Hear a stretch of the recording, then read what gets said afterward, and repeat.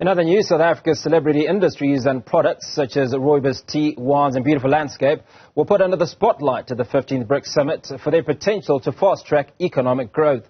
Business reporter Ntokozo Khumalo brings us this report. Well, on day one of the 15th BRICS Summit, the Standard Bank Group CEO Sim Shabalala highlighted the opportunities that remain untapped in South Africa's celebrity products and industries. And one of those industries, of course, is tourism. And for a little bit more detail on what South Africa is doing around growing that industry, I am now joined by the acting CEO of Tourism South Africa, and that is Ntokozo Khumalo. Thank you so much for talking to us.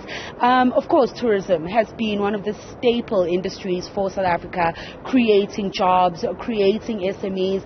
Talk us through, as South Africa Tourism, in context of the BRICS summits, where you see the industry going as we get this interest really in South Africa's tourism being reignited. Thank you so much for having us. First and foremost, we are so delighted to be having this BRICS Summit in South Africa.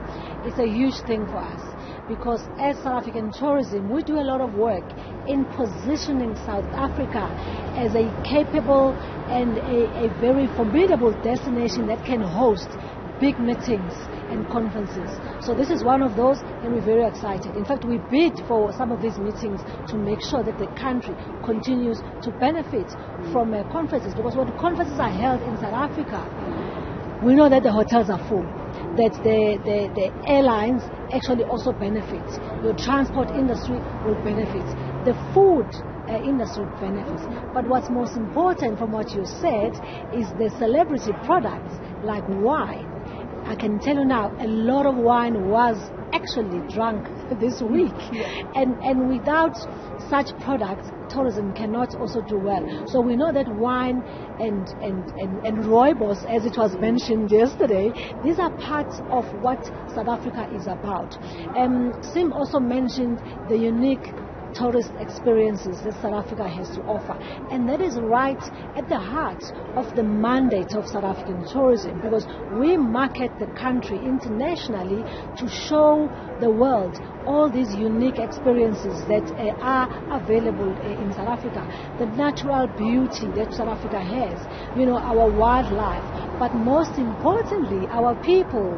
And what we've been doing this week is really to say, South Africans, please extend a warm welcome, make everybody feel at home so that they can come back with their families for holidays. So this is very important for us, and we really are encouraged by the discussions that are coming out of this summit.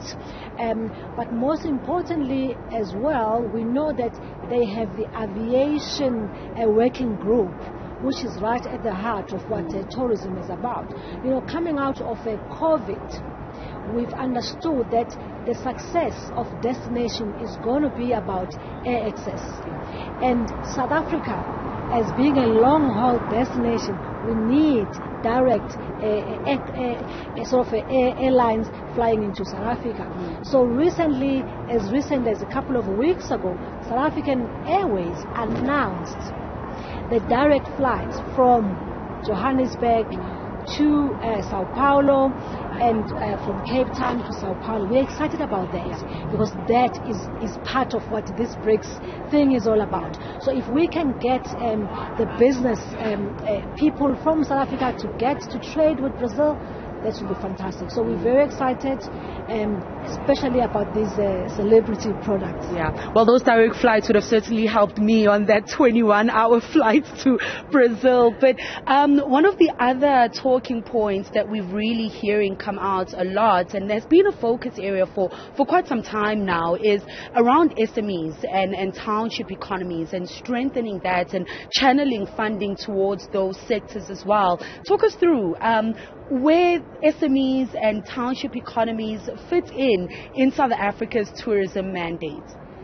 Absolutely, you are very much correct, because we also know that we cannot drive tourism without driving transformation, without bringing in the SMEs into the dinner table, as it were. So for South African tourism, what we do from our side is that as we market the country internationally, we invite SMMEs, tourism SMMEs, to travel with us, and we give them market access so that they can go and market, their products and their services across the world. So that is quite important in terms of what we do. So when we do our big travel shows and those exhibitions, we do that.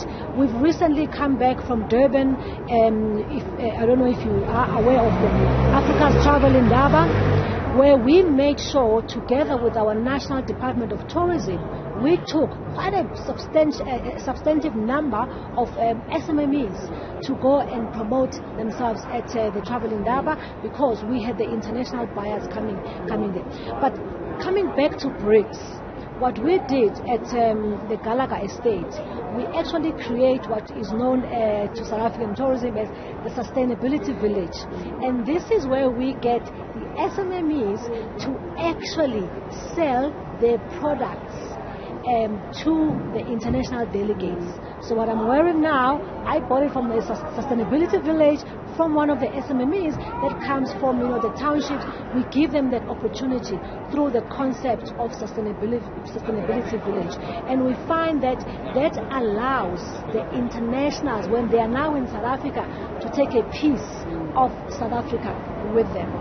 Nomasonto, thank you so much for talking to us. Of course, that's Nomasonto Ndlovu, who is the acting CEO at South Africa Tourism, talking us through some of the opportunities that they are looking to really tap into when it comes to growing tourism in South Africa, but also bringing along SMEs, as well as SMEs that are in township economies, into the value chain. For Newzroom Afrika on Channel 405, I'm Ntokozo Khumalo in Sandton, Johannesburg.